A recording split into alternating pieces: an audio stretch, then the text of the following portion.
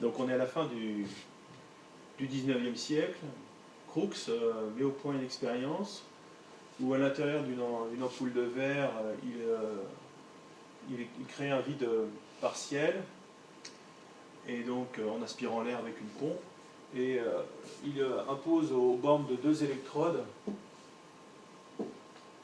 une différence de potentiel, donc une tension très élevée.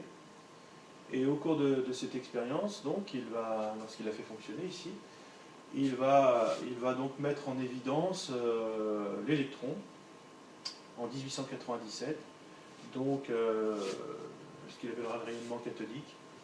Ici, donc entre là et là, il va émettre des électrons, entre ces deux électrodes ici.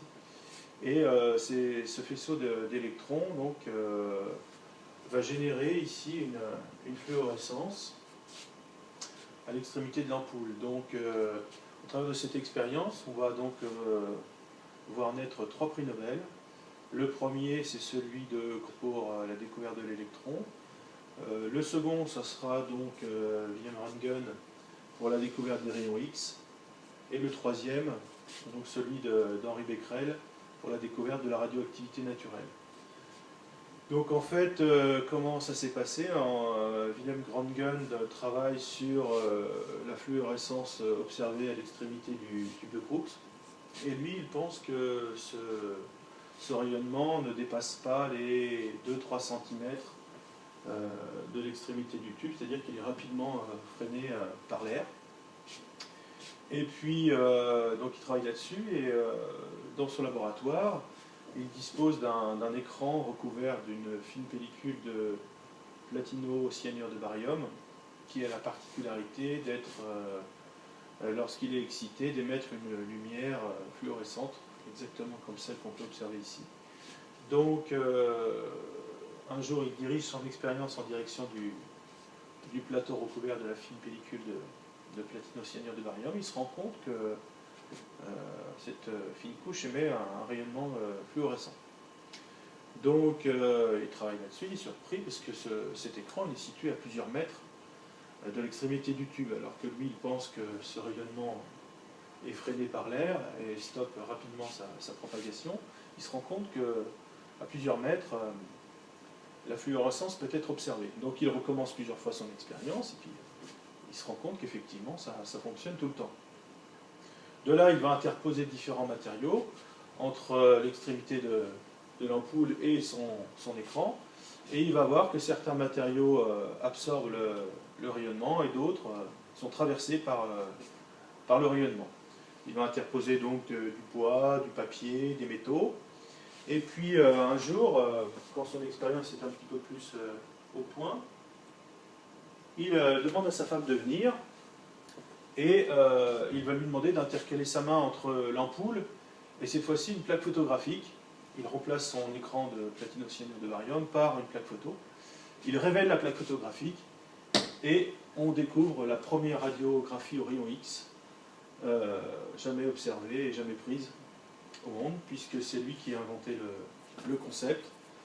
Donc tout ce qui est traversé par les rayons X, donc les corps mous, vont impressionner la plaque photo, et elle sera donc blanche. Et les zones de la plaque photo qui ne sont pas exposées au rayonnement vont donc rester noires. Donc on voit bien que les os ici ne sont pas traversés par bloquent le passage des rayons, alors que la chair, elle, est traversée par les rayons X. Donc pourquoi est-ce qu'il appelle ça les rayons X? Tout simplement parce que, comme tout bon physicien, il est aussi mathématicien, qu'il ne connaissait pas l'existence de ces rayons-là. Il les a découverts, donc il leur a donné le nom de la variable X inconnue en mathématiques. À partir de là, il va donner donc le résultat de sa recherche à la communauté scientifique. Il aura un prix Nobel pour ça. Et notamment Marie Curie s'en servira de cette technique, de cette technologie, pour justement radiographier les combattants de la Première Guerre mondiale, pour que les chirurgiens puissent les opérer sans ouvrir nécessairement le corps. On voit le problème qu'il y a à l'intérieur. Donc c'est une grande avancée, un grand pas en avant en termes de chirurgie. Le troisième prix Nobel, donc, c'est Henri Becquerel.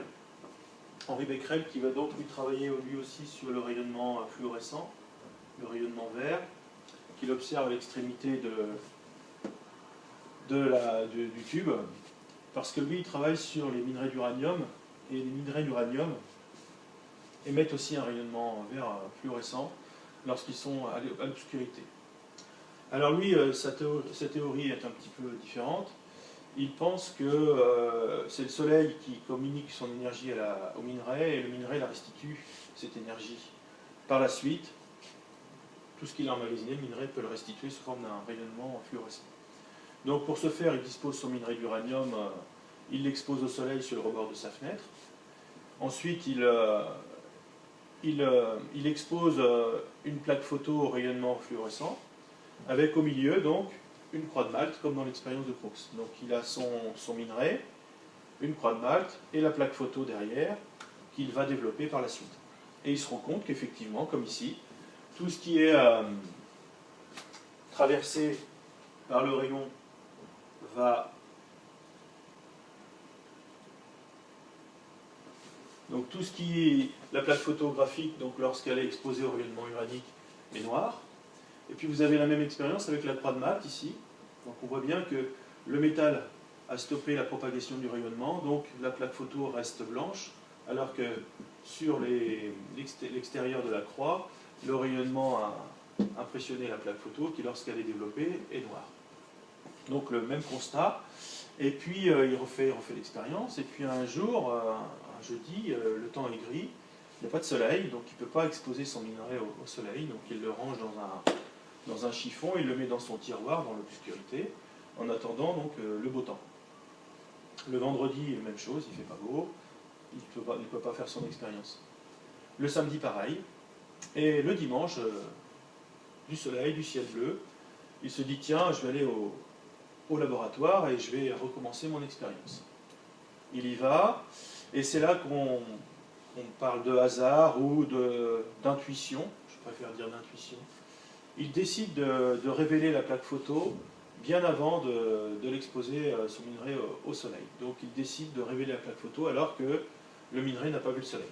Et là, il constate exactement la même chose, c'est-à-dire que la plaque photo est impressionnée de la même façon que le minerai soit exposé au soleil ou qu'il soit à l'obscurité.